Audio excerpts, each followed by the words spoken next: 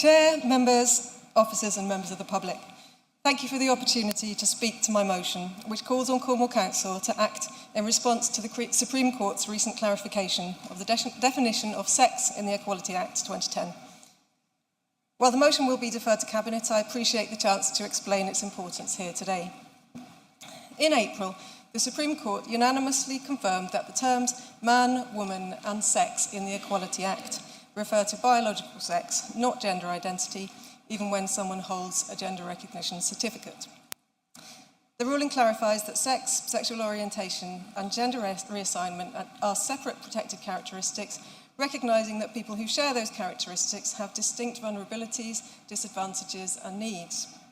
This ruling brings essential clarity and legal consistency across all public services and a welcome resolution to a 10-year period of legal, political and social discord and confusion.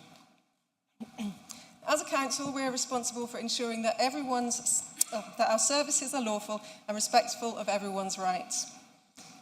In most areas of life and in most interactions with council services, a person's sex is not an issue.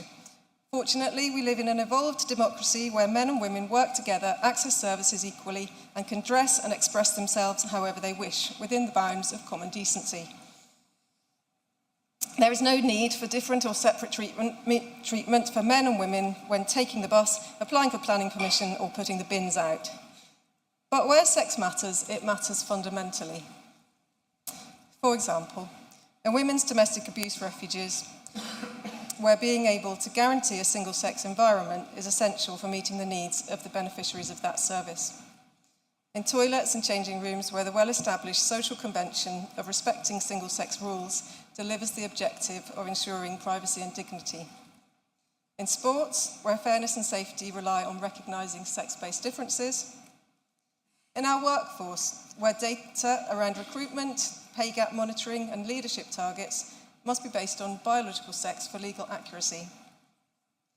For understanding our communities, where clear and accurate sex-based statistics on health, employment, crime, and a range of other topics are essential to help us design better services that meet everyone's needs.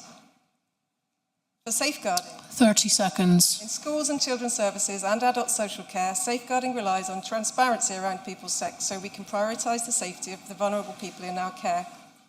It's understandable that those who may have previously been led to believe that they had changed sex under the law may feel disappointed by the ruling.